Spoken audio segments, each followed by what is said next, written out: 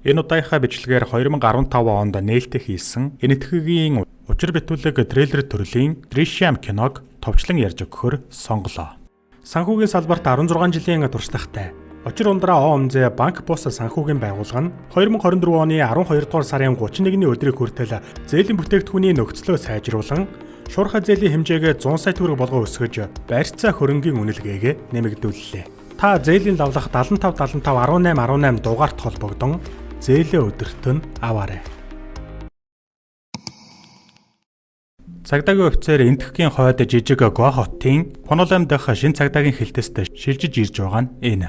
Тэрээр хоолны газар орж эзэн Мартинаас цагдаагийн газар хаана байдгийг асуухад хоолны газрын яг эсрэг талд хуучин болон шинэ хоёр цагдаагийн газар байгаа ба шинэ нь өнгөрсөн 7 хоногт нээлттэй хийсэн гэж Мартин зааж өгнө. Түүнийг цагдаагийн газар руу ороход тэнд Vijay гихч нэгэн эр хоригдсон бололтой сууж байлаа. Үйл явдал өнгөрсөн рүү шилжиж Vijay телевизийн кабелийн бизнес эрхэлдэг нэгэн байжээ. Тэрээр ерөнхий боловсролын сургуульд сурч байгаад 4-р ангиасаа сургуулаа орхисон байна. Vijay өдрийн ихэнх цагийг ажилтан хозетой өнгөрүүлж бас оффистоо кино үзэхэд ихэнх цаг хугацааг зарцуулдаг. Түүнийг сайхан сэтгэлтэй ааш зан сайтай болохоор Vijay-г таньдаг бүхэл хүмүүс түүнд хайртай. Нэг өдөр Vijay цагдаагийн газрын эсрэг талд байдаг Мартины хоолны газарт өдрийн хоолоо идэж байлаа. Тэнд тэрээр сэтгэлээр унсан байдалтай өндөр настай хосуудыг харна. Vijay тэднээс юу болсныг асуухад настай хосууд түүнд хүүгийнхээ тухай ярьж өгдөг. Тэдний хүү нь зээлийн компанид төлбөрөө төлж чадаагүй улмаас Гайтонд хэмээх авилгач цагдаа хүүг нь шоронд хоржээ. Гэтэл Мартин Гайтонд бол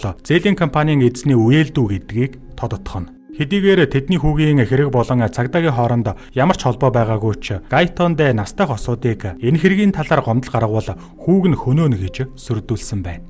Үүнийг сонссон Vijay Habeas Corpus нэртэй нэгэн эр хууль бусаар хоригдсон талаар гардаг нэг киног саналаа. Тэгэд Vijay тус кинон дээр гарч байсан хуулийн заалтуудыг санан настай хосуудад зөвлөгөө өгч таньдаг өмгөөлөгчийнх дугаарыг өгч тусалдаг. Удалгүй Гайтонд хоолны газар руу ирж байх нь тэр. Тиймээс түүнд харагдахгүй тулд настай хосууд арын хаалгаар нь яарвчлан нуугдаж гардаг. Хэдийгээр Vijay ажил дээр ихэнх цагийг кино үзэж өнгөрүүлдэг ч үүний зэрэгцээ гэр бүлийн хайртай сайн аав нь юм. Мэдээж тэрээр гэр бүлдээ маш их хайртай. Түүний эхнэрийг Nandini гэдэг, Anu, Anju гэдэг хоёр охинтой. Nandini Vijay-г гэр бүлийнхэнтэйгээ биш ажил дээр кино үзэж хэтэрхий их цагийг өнгөрүүлж байна хэмээн гомдоллоо. Эхнэр нь түүнээс өөрийг нь болон охтуудаа дэлгүр хэсүүлэхээр амралтын өдрөөр ойролцоох Панажи хот руу хүргэж өгөхийг хүслээ. Замд явахдаа Анжу эцэг эхтэй Годах ахлах сургуулийн цуслаанд сургуулаа төлөөлж явхаар сонгогдсон гэдгийг хэлдэг. Vijay ч охиндоо явахыг зөвшөөрч Анжу эцэст нь явхаар болно. Тэнд Анжу хөөрхөн охин гэдгээрээ олонний анхаарлын төвд орлоо. Сэмгэх хөвгүүнд Анжу таалагдсан бололтой бичлэгийг нь хийсээр. Гэртээ Vijay-ийн ах Rajesh зочилж ирсэн ба тэрээр түүнд зохион байгуулсан ажлынхаа ачаар байгальд ээлтэй биш уурхайг хаалгасан гэдгийг хэлнэ. Нэг өдөр Vijay хоолоо идэж байхдаа цагдаагийн газрын шинэ барилгын ажлыг гүйцэтгэгч Rain-тэй танилцдаг. Удалгүй Гайтонд хоолны газарт ирлээ. Тэрээр Vijay-г өндөр настай хосуудад тусалсан гэж сэжиглэж түүний үйлдэлд дургуйтсан. Хэдийгээр Гайтонд Мартины хоолны газраар байнга үйлчлүүлдэгч хизээч төлбөрөө төлж байгаагүй. Төлөх битгий ихэл тэрээр Мартинд шин цагдаагийн газар баригдсны ачаар түүний орлого өсөх болохоор талархаж яваарай гэж хэлдэг. Цагдаагийн ажилчид ихэвчлэн Мартины хоолны газарт хоол иддэг нь өөрийнх нь ач гэлээ. Гайтондгийн Мартинтай харилцах хандлага нь Vijay-д таалагдсангүй. Тиймээс тэрээр Савант нэртэй ахлагчийн өмнө Гайтондгийн муу талыг нь дэлгэнэ. Нэг өдөр Vijay бордоо хийх нөхөж байх үед Nandini түүнд 10 сарын 2-оос 3-ны өдрүүдэд Панажид лекц уншихаараа төлөвлөж байгаа Swami хэмээх шашны зүтгэлтэнгийн тухай дурддаг. Тиймээс эхнэр нь Vijay-гаас гэр бүлэрээ тийшээ явахыг гуйв. Гэнэт Анжу ирж цуслангийнхаа тухай болон охтуудын бичлэгийг байнга хийдэг сэмгэх хөвгүүний тухай ярина. Нэг өдөр Гайтонд Мартины хоолны газрын урд Rain-тэй таардаг. Rain Гайтондгийн муу талын талаар тентхийн ахлах байцаагч Prabhuд мэдгдсэн ба энэ нь Гайтондд таалагдаагүй байж. Улмаар Rain зөв зүйл хийсэн гэдгийг мэдж байсан Vijay түүний талд орлоо. Маргааш нь Nandini Anju-гаас зах руу явж юм цуглуулад ирэхийг хүсэв. Тэрээр захаас юм авчхаад буцаж байтал Сэм ирж түүнтэй уулздаг. Тэрээр Анжууд хувцас сольж байгаа бичлэгийг нь үзүүлж түүнийг шантаажлана. Сэм Анжуугаас шөнө дундын цагаар арын хашаандаа ганцаараа гарч ирэн өөртөө нь уулзахыг хүсээд хэрвээ татгалцах юм бол бичлэгийг тараана гэж сүрдүүллээ. Анжу гэртээ ирээд яг юу хийхээ мэдэхгүй айсаар. Шөнө нь аадар бороо орж улмаар Вижай ажил дээрээ өнчхөр шийднэ. Энэ хооронд Анжугийн гэрт Сэм хурч ирэх ба Нандины бас тэнд байж таарав. Ганцаараа биш ээжтэйгээ байсанд нь ууралсан Сэм бичлэгийг тараана гэж сүрдүүлэхэд Нандины түүнээс бичлэгийг устгахыг гуйсаар. Нандины Анжу хоёр Сэмээс утсыг нь авах гэж оролдсон ч чадсангүй. Тэгэд Сэм видеог устгах нь гэж амласан ч хариуд нь Нандинигаас хүсснийг нь биелүүл гэж шаарддаг. Маргааш өглөө нь Вижай гэртээ ирээд ямар нэгэн зүйлд зочирдсан гэр бүлээ хараад гайхна. Өнгөрсөн шөнө нэг хэрэг гарсан нь тодорхой. Анжу төмрөөр Сэмигийн гар утсыг нь зохих гэж байсан ч санамсаргүй байдлаар толгойг нь цогчээ. Гэхдээ тэрээр төмрөөрөө утсыг эвдэж чадсан байна. Тэр Вижай руу залгахыг оролдсон боловч ажлынх нь утас унтарсан байж. Ингээд сандарсан хоёр Сэмийн цогцыг хашаанда булахаар шийдсэн байна. Яг энэ үед Ану тэдний хийж байгаа зүйлийг харж гэрч болжээ. Нандины хийсэн зүйл нь буруу байсан уу гэж асуухад Вижай буруу биш гэж хариулдаг. Учир нь цагдаад очиод хийсэн хэрэгээ хүлээх юм бол Анжугийн амьдрал нь сүрэх болно гэлээ. Тэгэд Вижай 50 байхыг зөвлөж ямар ч үнээр хамаагүй гэр бүлээ хамгаална гэдгээ амлалдаг. Тэр тэдэнд нотлох баримтуудыг цэвэрлэ гэж тушаана. Вижай үзсэн киногоо санаж хэрвээ Сэмийн утасны SIM карт идэвхтэй байвал цагдаа нар утсаар нь мөрдөн гэдгийг санаж SIM картыг нь авлаа. Тэрээр гэрээхэндээ өөрийг нь эртэл хаашаач явуулгүй хаалгаа түгжээд байж байхыг зөвлөдөг. Тэрээр Сэмийн машиныг авч явах гэсэн ч харамсалтай нь машин руу орох гэж оролдох үед тохиолдол дуугарч Вижайгийн хөршийн гэрт санамсаргүй байдлаар байсан Гайтондэ тохиоллыг сонсон. Тэр чимээг шалгахаас өмнө Вижай амжиж унтраадагч харамсалтай нь Гайтондэ түүнийг машин цууж байхыг нь зэрвэсхэн харж байгаа нь тэр. Замдаа Вижай Свамигийн лекцийн сурталчилгааг хараад эхнэр нь түүнд энэ тухай хэлснийг гэнэт санав. Дараа нь тэр утасны дэлгүүрт ирээд утас худалдаж авдаг. Тэгээд Сэмийн утасны SIM картанд гар хүрэлгүй худалдагчид өгөөд утсандаа хийлгэнэ. Түүнийг тэндээс явхад утсанд зурвас болон дуудлага ирлээ. Дараа нь Вижай ачааны машины зогсоол дээр ирээд утсыг авч хурууны хээгээ цэвэрлээд тэнд байсан ачааны машинуудын нэг дээр шиддэг. Дараа нь тэр ах райжийнхаа ярьж байсан хаагдсан уурхайн тухай санаж Сэмийн машиныг тэнд хаяхаар шийднэ. Вижай офис дээр ирээд Хосед Свамигийн хотод унших лекц рүү 2 хоног явна гэдгээ хэлв. Уг нь Вижай Хосег ихэвчлэн загнадагч энэ удаад их л ийдэг байгаад тэрээр гайхдаг. Дараа нь Вижай гэртээ ирээд гэр бүлийнхэндээ санаа зовнсон айсан царайгаа ил бүү гарга, тим үйлдэлч бүү гарга гэж зөвлөнө. Учир нь Хосе шиг энгийн хүн л с ิจ гтэй байгааг нь анзарч байгаа юм чинь туршлагатай цагдаа нарын хувьд хялбархан мэднэ гэж тайлбарлалаа. Тэгэд Вижай гэр бүлийнхэндээ эд зүйлсээ багалгээд тэднийг панаажид аваачиж сэтгэлийг нь тайвшруулна гэж хэлнэ. Хэдийгээр үйл явдал аль хэдийн дууссан ч хэнийг нь тэднээс асуувал панаажид болох Свамигийн лекц руу явсан гэж хэлээрэй гэж зааварчилдаг. Гэвч санаанд оромгүй мэдээ Вижай гугтлаа. Нандины түүнд Сэм бол Гоагийн ерөнхий байцаагч хатуу ширүүн ухаалаг хэрнээ хэрцгий цагдаагийн офицер Мирагийн хүү гэх нь тэр. Мира бол шодрог ёсны төлөө хүмүүсийг дарчлаан зовоож бүр амьд нь хүртэл хүрдэг нэгэн. Энэ хооронд Мирагийн нөхөр Махеш хүү Сэм нь өчигдрөөс хойш гэртээ ирээгүй тул санаа нь зовж байсан ч Мира түүнд санаа зовх хэрэггүй гэж хэлнэ. Вижай гэр бүлийнхэнтэйгээ Панажи хүрэх автобусанд суух ба автобусны жолооч Вижайтай маш дотн юм. Тиймдээ ч түүнээс зардлын төлбөр авахыг хүссэнгүй. Зорьсон газартаа хүрээд Вижай Свамигийн сүүлчийн лекц болох газар руу очиод ойролцоох зочид буудалд байрлав. Тэгэд гэр бүлээрээ ойролцоох ресторанд хооллож кино үзэж буцаад гэртээ ирлээ. Нандины Анжу хоёр санаан зовсон байдалтай Сэмийг булсан газар руугаа ширтсээр. Тэднийг харсан Вижай айцаасаа ангиж ирч 50 байхыг анхааруулна. Мөн тэрээр өөрсөддөө байгаа тооцооны баримт түрийг хадгалах ёстойгч анхааруулдаг. Нэг өглөө гинэт цагдаа нар Вижайтай уулзахаар ирэв. Цагдаа ирэхийг харсан Анжу гүн зочиртолтод ороход Вижай амжиж урдуур нь орсноор нөхцөл байдлыг аварлаа. Энэ хооронд Мирагийн санаан зовж хүү Сэмдэн ямар нэгэн зүйл тохиолдсон гэж сэжиглэж эхлэнэ. Тэрээр кибер хилцээс Сэмийн утсыг хайж олохыг хүсдэг. Үр дүнгээс харахад Сэм Гоагаас Канчипурам хүртэл машгал явсан байх ба хэсэг хугацааны дараа гар утас нь унтарсан байна. Мөн хаягдсан урхаагаас түүний машин олдсон мэдээлэл цагдаад ирлээ. Тэнд сэлж байсан хүмүүс Сэмийн шар машин уурхайд живж байхыг олж мэдсэн ба цагдаа нар машин живээд бараг л 2-7 хоног болсон гэж тооцоолдог. Мира хэвлэл мэдээллийн хэрэгслээр энэ хэргийг задруулахыг хүссэнгүй. Хүүгийнхээ алга болсон хэргийг мөрдөхөөр шийднэ. Цагдаагийн кибер хэлтсийн мөрдөн байцаалтын дагуу Сэмд хамгийн сүүлд 10 дугаар сарын 2-ны 19 цагийн үед Пондолемд дуудлага иржээ. Үүний дараа сүүлчийн 10 цаг 30 минутанд тасарсан. Тэгээд Панажид өглөөний 9 цаг 25 минутанд утсаа дахин асааж эцэст нь Канчипурамд утас нь унтарсан байна. 10 дугаар сарын 2-ны шөнө унтарсан, 10 дугаар сарын 3-ны өдөр дахин асахдаа өөр утсанд ассан гэдгийг мэдэгдлээ. Энэ мэдээллүүдээр үндэслэн цагдаа нар мөрдөн байцаалтаа Гуамужаар хязгаарладаг. Махеш Сэмд ямар нэгэн зүйл тохиолдсон гэдэгт итгэлтэй байв.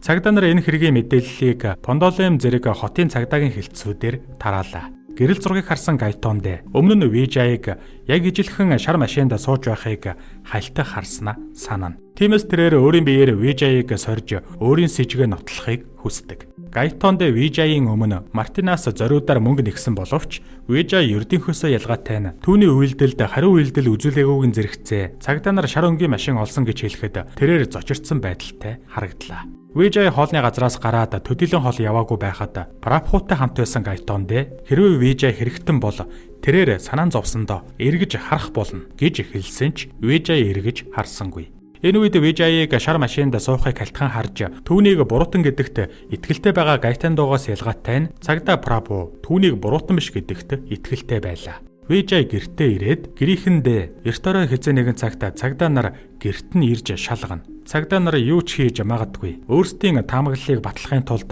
хүч хэрэглэж болно. Тиймээс юунд ч санаа зовхгүйгээр нүүрэндээ гэм айдас бий болгохгүйгээр ямар ч тохиолдолд өөрсдийн бэлдсэн мэдүүлгээ өөрчлөхгүй байхыг сануулдаг. Үргэлжлүүлээд тэрээр цагдаа нарт Сэмтэй холбоотой өөрсдийг нь буруутгах нотлох баримттай байхгүй. Тиймээс бид аюулгүй гэж хэлв. Мөн эхнэртэй хандаж бид зөв зүйл хийсэн гэж сэтгэлийн дэм өгнө. Тэдний өмнө бууж өгөхөө эсвэл эрх чөлөөнийхөө төлөө тэнцэх үү гэсэн хоёрхан сонголтол байлаа.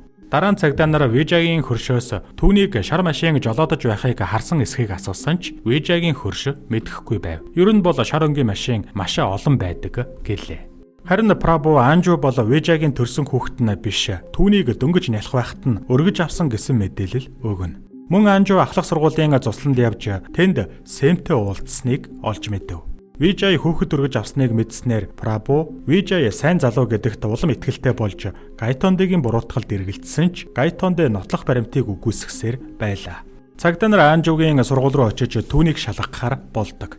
Цагдаа нарыг харсан Анжу эхэндээ сандарсан ч аавынхаа хэлснийг гэнэт санав. Тэрээр тайван байдлаа хадгалахыг хичээж цагдаа нарын асуултанд хариуллаа.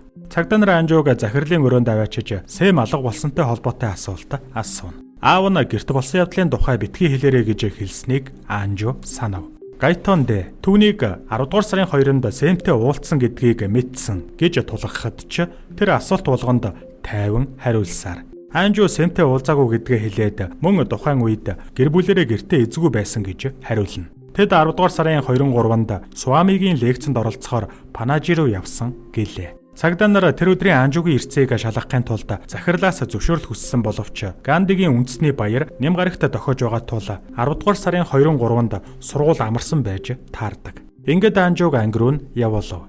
Дараа нь цагдаа нар Нандины Вижай нартай уулзаж мөрдөн байцаалтын ажиллагаа явуулна. Тэр хоёр түрүүнд сургууль дээр болсон байцаалтын талаар захирлаас дуудлага хүлээн авсан байлаа. Тэд шар машин огтоо харж байгаагүй. Сэм гэж огтхон ч танихгүй гэдгээ хэлдэг. Гэтэл цагдаа нар Вижайг Сэмийн авчирсан шар машиныг жолоодож байхыг нь хүн харсан гэж мэдэгдлээ. Цагдаа нар Сэмийг түүний гэртээ ирсэн гэдэгт итгэлтэй байв. Цагдаа нар огноог дурдаагүй байсан ч 10 дугаар сарын 2-3-ны өдрүүдэд гэр бүл нь гэртээ байгаагүй гэж Нандины эцэст нь төрүүлж ам дуугарав. Улмар Гайтонд энэ хэрэгт ялж тэдний буруу гэдгийг нотолсон мэт санагдсан ч Вижай үннийг мушгин гуйлахдаа илүү сайн байлаа. Тэрээр Анжугаас байцаалт авсанд эхнэр нь зочирдсон. Сургуулийн захирлаас хэрэг болсон өдрийн талаар хэдийнэ мэдсэн гэж хэлэв. Ингэснээр Нандиныгийн гиндэж хэлсэн мэдүүлгийг зөвтгөж худлаа мэдүүлгийг урьдаас бэлдээгүй гэдгээ баталдаг. Вижай Гайтондгийн буруутгалыг өөрсдөө хоорондоо таарч тохирдгүй хүмүүс болохоор л тэгж байгаа юм гэж тайлбарлана. Мөн Вижай тухайн өдрийн төлбөрийн баримтуудаа үзүүлж грекнэн хэрэг гарах үеэр гэртээ байгаагүй гэдгээ хэллээ. Бас тэд зардлаа хянахын тулд төлбөрийн баримтаа хадгалдаг зуршилтай гэж Vijay тайлбарлав. Машинд Гайтонд Vijay-г шар машинд сууж байхыг нь харсан гэж зүтгэсээр. Тэгээд тэд юу болсныг тайлбарлахаар Миратай уулздагч Мира Vijay-ийн гэр бүлийн аяллыг нотлох баримт байгаа гэж хэллээ. Дараа нь Мира цагдаа нараас Vijay болон түүний гэр бүлийнхэнтэй уулзуулахыг хүсдэг. Бас цагдаа нар аяллын нотлох баримтыг үнэн зөв эсхийг шалгах ёстой. Тэрээр хэрвээ Vijay худлаа ярьж байгаа гэхэд ерөнхий боловсролын сургуулийн 4-р ангийн боловсролтой түүнээс ийм ухаан гарах ёсгүй гэдэгт итгэлтэй байлаа. Ингээд Vijay болон түүний гэр бүлийг өөрөөр өрөөнд байцааж 10 сарын 23-нд Панажид юу хийснийг асуув. Энэ байцаалтаас өмнө Vijay гэр бүлийнхэндээ хэдийнэ анхааруулсан байжээ. Тэднийг байцаалтад яг адилхан хариулт өгөөд байвал цагдаа нар хариултыг зохиож ягштал цээжилсэн гэж сэжиглэж магадгүй. Ялангуяа цаг хугацааны тал дээр гэдгийг хэлсэн байна. Тиймээс сэжиг төрүүлэхгүй тулд Vijay Nandini хоёр нэг бүрчлэн хариулсан бол харин Анжу Ану хоёр нэг бүрчлэн хариулсангүй. Vijay цагдаа нар үннийг илчлэхийн тулд худлаа хэлхийг оролдож магадгүй тул тэд бүгд хариултандаа хатуу бата зогсох ёстойг анхаарууллаа. Нөгөөтэйгүр Vijay-ийн хамаатан садан болон найзууд тэднийг тодорхойгүй шалтгаанаар баривчилсныг мэдснээр бөөнөрөө цуглана. Тэд зарим сэтгүүлчдэд Vijay-ийн гэр бүлийг тодорхойгүй шалтгаанаар буруутгаж байцаалт авч байна гэж мэдэгджээ. Вера байцаалтанд нэг л хачирхалтай зүйл байна гэдгийг хэллээ. Бяцхан охин байцаалтанд яаж юм хэрсүү хариулж байгаад Мера гайхна. Харамсалтай нь тэд шүүхээс үнэн худлыг илрүүлэх ашиглах зөвшөөрөл авч чадаагүй болохоор тэднийг худлаа ярьж байгаа эсхийг нь баталж чадахгүй. Энэ зөвшөөрлийг авахын тулд эхлээд Vijay болон түүний гэр бүлийг буруутгах нотлох баримт байх ёстой юм. Улмаар Мера цагдаа нараас Vijay-г 10 сарын 2-3-нд харсан хүмүүсээс байцаалт авахыг хүснэ. Хэрвээ Vijay худлаа хэлсэн бол тэр өдрүүдэд хүмүүстэй таарах ёсгүй гэж үзлээ. Үүнээс гадна Vijay Панажи руу аялахдаа байрлсан зочид буудал, суусан автобус, хоол идсэн ресторануудын ажилтнуудаас мэдүүлэг авахыг хүсдэг. Шинэ Vijay ах Рajashtайгаа уулзах ба ахан түүнд юу тохиолдсныг асуухад Vijay гэр бүл болгонд нууц байдаг. Нууцаараа л үлдсэн нь дээр гэд үннийг хэлсэнгүй. Гэхдээ цаг нь болохоор ахыхын тусламж хэрэгтэй болно гэдгийг Vijay хэллээ. Улмаар Vijay-ийн уулзсан хүмүүсээс мэдүүлэг авах цаг боллоо. Vijay үнэхээр 10 сарын 2-3-нд Панажид очсон гэж бүгд л батлан хэлсэн ба зочид буудлын бүртгэлийн дэвтэрт Vijay-г яг тэр өдөр нь байрлсан болохыг бүртгэжээ. Үүгээр ч барахгүй Vijay Swami-гийн лекцийг үзээд агуулгыг нь ажилтан Хозе болон хоолны газрын эзэн Мартинд ярьж өгсөн байлаа. Мөн шашны зүтгэлтэн Swami Vijay-ийн гэр бүлийг лекцэнд суусан болоод л лекцийг нь нэг бүрчлэн санаж байгаа байх гээд өөрийгөө нэг лекцээ өөр газар бүрт нэг бүрчлэн давтаж тавьдаггүй. Бас өөрийнх нь лекцийг үтсэн хүн үзээгүй хүнд тийм нарийн тайлбарлаж чадахгүй гэдгийг хэлнэ. Мера өөр юу хийхээ мэдэхгүй эргэлзэж байсан ч ямар нэгэн байдлаар Vijay-ийн гэр бүлийнхэн худлаа ярьж байгааг мэдэрч байлаа. Тэгэд Мера автобусны тасалбар борлуулагчаас Vijay автобусны буудлын бэлэн мөнгөний машинаас мөнгө авсныг олж мэдэв. Дараа нь Мера 10 дугаар сарын 3-нд Vijay Панажигаас Пондолем руу явсан өдрийн бэлэн мөнгөний машины камерын бичлэгийг үзхийг хүсдэг. Мера тасалбар борлуулагчаас өдөр бүр олон мянган зорчигчдтай таардаг байж яаж Vijay автобусаар явсан тэр өдрийг нарийн тодорхой санаж байгааг нь асуулаа. Гэтэл тасалбар борлуулагч яг санаж байгаа бишээ. Сүүлд дахин таарахтаа надад тэгж хэлсэн гэхэн тэр Vijay цагдаа нараас нэг алхмын урд байсаар байжээ. Учир нь Vijay-ийн гэр бүл хэд хоногийн дараа Панажи руу буцаж очиод өмнө аяллаар явахдаа таарсан хүн бүртээ өмнө нь өөрсдийгөө Swami-гийн лекцэнд суухаар 10 сарын 2-3-нд ирэхдээ таарсан хэмээн зориудаар толгойд нь суулгах мэтээр сануулж хэлсээр байж. Тиймээс Vijay гэр бүлийнхээ хамтаараа тэдгэр хүмүүсийн ой санаанд төрөгдөл үүсгэж аяллаа өдрүүдийг өөрийнхөөрөө болгон өөрчилж тархинд нь суулгаж чадсан байна. Эндээс Мера хэн нэгэн Swami-гийн лекцийг бусдад тараахаар бичиж авсан байж таарна. Тиймээс л Vijay түүний лекцэнд нь суусан мэт нарийн мэдэж байсан гэж таамагладаг. Харамсалтай цагдаа нар энэ мэтчлэн таамаг нотлох баримтуудыг цуглуулсан ч Vijay-ийн гэр бүл Сэмийн алга болсонтой холбоотой гэдгийг баттай нотолж чадахгүй байсаар. Vijay-г буруутайг нотлох хамгийн гол нотлох баримт нь бэлэн мөнгөний машины камерын бичлэг байсан ч 10 дугаар сарын 3-ны өдрийн бичлэгийг үзэхэд Vijay үнэхээр бэлэн мөнгөний машинаас мөнгө авч буйна бичигдсэн байгаа нь түүнийг үнэхээр 10 сарын 3-ны өдөр Панажид байсныг нь нотлох нь гайхмаар. Тиймээс Мера энэ хэргийн зангилааг бүр эхнээс нь тайлахыг хичээнэ. Мера Vijay-г 10 сарын 3-нд Панажид байсан нь үнэн гэж дүгнсэн ч 10 дугаар сарын 2-3-нд гэр бүлийнхэнтэйгээ тэнд байсан гэж хэлсэн нь худлаа гэж тооцоолов. Гэнэт Мера Vijay-г үнэхээр гайхалтай төлөвлөгөө гаргасан гэж хэллээ. Үнэн дээр Вижай гэр бүлийнхээ хамт Панажид очиж ресторанд хоол идсэн ч энэ нь 10 дугаар сарын 2-3-ны өдрүүдэд биш. Вижай аяллаас ирээд хүүхдүүд нь өвдсөн болохоор сургуультай хэд хоног яваагүй гэж хэлсэн. Эмийнх нь жорын тэмдэглэл байсан ч Мира эмийн жорын тэмдэглэлийг өөрчлөх амархан гэдгийг дурдлаа. Тэгэд Мира Сэмийн машиныг авч явахаас эхлээд Вижайын 10 сарын 3-нд ганцаараа хийсэн бүх зүйлсийг нь эхнээс нь давтах гэж хичээнэ. 10 сарын 3-ны өдөр Вижай Сэмийн машинаар Панажи руу явсан. Хоолны газраас хоол авсан. Тэгээд хэрэгэлсэн утас авч SIM картыг нь хийгээд машины ачаа руу шидсэн байх гэж Мира яг зөв таамагладаг.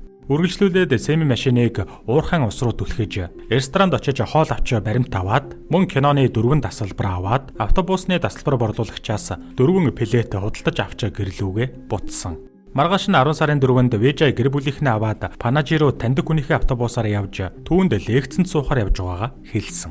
Тэд лекц дууссан хойно очиж асарт бүхэл өдрийг өнгөрөөж байхдаа Вижай тус лекцний DVD хувилбар зарагдаж байгааг анзаарч аваад оройн зочид буудалдаа очсон. Хүлэн авагч гэрийнхэнд нь буудлаа танилцуулж байх хооронд Вижай тэмдэглэл дээр өөрийн нэрээ 10 сарын 2-нд байрлсан гэж тэмдэглээд хурамч нэрээр 4-ний өдрийнхийгөө бичгийн хэлбэрээ өөрчилж бичсэн. Дараа нь гэр бүлэрээ ресторанд орж дахин хоол идээд тооцоо хийж баримтаа авахдаа эзэнтэй нь найрсаг яриа өрнүүлсэн.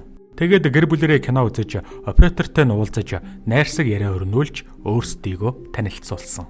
Эцэст нь 10 сарын 5-нд гэрлүүгээ буцахдаа автобусны тасалбар борлуулагчид бэлэн мөнгөний машинаас мөнгө аваад ирье гэж хэлээд автобуснаас буусан ч бэлэн мөнгөний машин руу очиагүй. Үүний дараа Вижайын гэр бүл Панажи дахь Суамигийн лекцийг DVD-нээс үзэж дэлгэрэнгүй мэдээлэл авч 10 дугаар сарын 5-ны өдрийн бүх тооцооны баримтыг устгаж 10 сарын 3-ны ганцаараа явж 4 хүнийхээр цуглуулсан баримтаа цагдаа нарт үзүүлэн хэд хоногийн дараа дахин гэр бүлээрээ Панажид буцаж очиод өмнүүлсэн хүмүүстэйгээ уулзаж 10 дугаар сарын 2-нд очиж 10 сарын 3-нд гэрлүүгээ бутсан гэдгээ овжноор итгүүлсэн. Хүмүүс олон хоногийн өмнөх 1 хоногийн наан цааныг төдийлөн мэдэхгүй түүний үгэнд итгэсэн гэж Мира үзэж байгаагаа хэлнэ.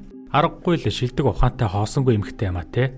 Ийхүү Вижай бүхэл бүтэн цагдаагийнхныг дөнгөчгсөн гэдгийг Мира мэддэгч харамсалтай нь ямар ч нотлох баримтгүй болохоор тэрээр юу ч хийж чадахгүй байлаа. Тиймээс Мирагийн толгойд тэдний үннийг хүчээр хэлүүлэхийн тулд хүчирхийлэл ашиглахаас өөр арга байхгүй хэмээн орж ирлээ. Улмаар Вижай болон түүний гэр бүлийг цагдаа нар дахин байцаалтанд авч явна. Тиймээс одоо ах Рашинхан туслах цаг ирлээ. Тэрээр Вижайын өгсөн цаасан дээрх энтхэгийн сэтгүүлчдийн дугаарууд руу холбогдож эхэлдэг. Мира Вижайд түүний бүх төлөвлөгөө ил болсон гэж хэлсэн ч тэр хэрэгээ хүлээхгүй байсаар ийхүү хүчирхийлэл эхэллээ. Хүчирхийлэл үргэлжилж байхад Сэмийн найз Алекс гэрчи мэдүүлэг өгөхөөр ирнэ.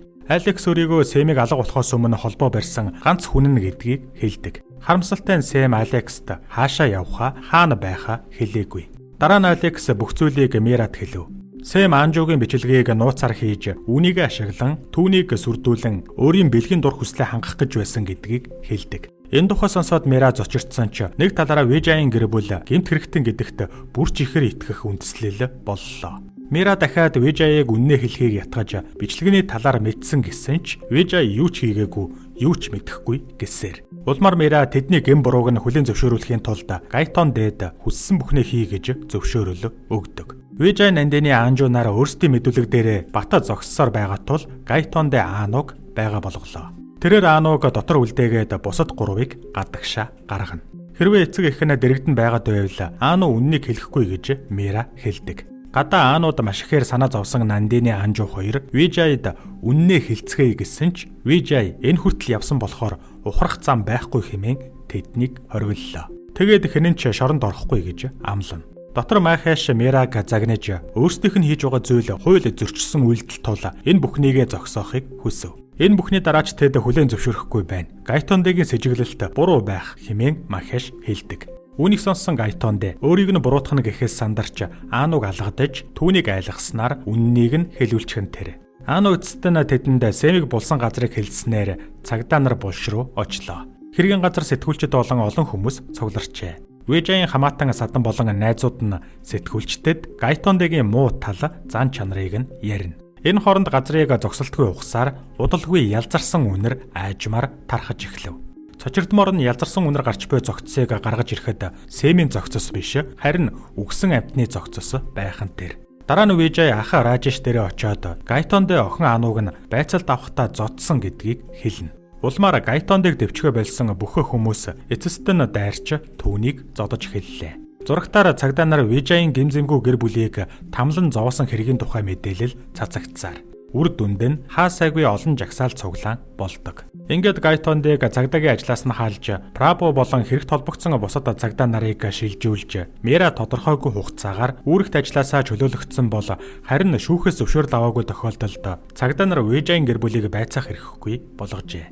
Нандины Мерагийн гэр бүлийг түүний буруу биш байсан ч бүхэлдээ сүрчглээ гэдгийг хэлв. Эхнэр нь Сэмийн гэр бүлийг үзен ядахгүй байгаад Вижай баяртай байсан ч эцсийн эцэст нөхцөл байдал эсрэгээрээ тохиолдолд Мерагийн гэр бүлч бас хэнийх нь буруу зөвийг нь тооцохгүйгээр адилхан зүйл хийх байсан гэдэгт итгэлтэй байлаа. Нандины Сэмийн цогцыг хэзээ шилжүүлсэн бэ гэж асуухад Вижай 10 сарын 3-нд ирдэг шөнөө цогцыг шилжүүлсэн байж Вижай Сэмийн цогцыг хаана болсноо эхнэрээсээ хүртэл нууцлсан хэвээр үлдээлээ. Анхнаасаа Вижай эртөөрөө хизээ нэгэн цагт гэрийнхнийх нь хэн нэгэн нь цогцыг хаана болсныг хэлнэ гэдэгт итгэлтэй байсан болохоор цогцыг шилжүүлж үхсэн амтны цогцоор сольжээ. Гэнэт цагдаа нар ирж Вижайг барих гэж ирээгүй. Махиш Мера хоёр түүнтэй уулзахыг хүссэн гэдгийг хэлнэ. Махиш Вижайд өөрсдийгөө ерөнхий байцаагч эсвэл бизнесмен гэдэг утгаараа биш харин эцэг эхийн хувьд уулзаж байгаагаа хэллээ. Тэд хоёулаа цорын ганц хүү Сэмдээ үнэхээр хайртай байсан. Тиймдээ ч тэд түүнийг зоргоор нь байлгаж, зан авирыг нь эвдэж, дураар нь тавьснаа хүлээн зөвшөөрдөг. Удахгүй тэд Лондон руу нүүх гэж байгаа ба нүүхээс нь өмнө Махиш Вижайгаас Сэмд юу тохиолдсныг хэлж өгөхийг хүснэ. Учир нь энэ бүх хугацаанд тэдний сэтгэл маш ихээр дарчлан зовж, Сэмийг амьд байгаа гэж одоо ч найдсаар байгаагаа хэлнэ. Тиймээс үргэлжлүүлэн найдаж болох уу гэж асуулаа. Гэтэл Вижай юу ч хэлсэнгүй. Улмаар тэд явах гэж байтал гэнэт Вижай уучлалтгүй. Тэрээр нэг л өдөр гэрт нь урилгагүй зочин орж ирээд гэр бүлийг нь сүрүүлэхийг хүсэх хүртэл гэр бүл нь эвтэй найртай аз жаргалтай амьдарч байсан гэлээ. Тэд түүнийг зогсоохыг хичээсэн ч тэр урилгагүй зочин үгийг нь сонсохыг хүсээгүй болохоор ямар нэгэн зүйл түүнд тохиолдсон. Тиймээс тэд урилгагүй зочныг буцах замгүй газар руу явуулсан гэв. Нэг ёсондоо Вижайын гэр бүл Сэмийг хөнөөсөн гэдгээ хүлээн зөвшөөрч байгаа ч байж болох хамгийн ээлдэг аргаар илэрхийлж байгаа нь энэ юм. Вижай тэдэнд түүний хувьд гэр бүл нь хамгийн чухал. Тэр үед зөв бурууг олж хараагүй гээд дахин нэг удаа сэтгэлийнхээ гүнээс уучлалтгуйлаа. Эцэст нь Вижай шин цагдаагийн хэлтэст очиж хэрэгт гарын үсэг зурхаар Прабог орлож байсан ахлах байцаагчтай уулзав. Гэтэл байцаагч бүхэл бүтэн цагдаа нарыг хуурсандаа бахархаж байгаа бидтэй гэж ёжлон хэлдэг. Байцаагч Сэмийн зогцыг олно гэдэгтээ итгэлтэй байлаа. Харин Вижай өөрийгөө цагдаа нарыг хүндэлдэг хүн болохоор тэднийг хуурах боломжгүй гэж хариулна. Эцэст нь Вижай шинэ байцаагч шинэ цагдаагийн газар өөрийг нь үргэлж хамгаална гэдэгт итгэж байгаагаа илэрхийлв. Хамгийн зөв нь цагдаагийн хэлтсийн шинэ барилгын ажлыг гүйцэтгэгч Рейн шалыг нь зутгахаас 2 хоногийн өмнө Вижай Сэмийн зогцыг шалны дорх газарт булсан байна.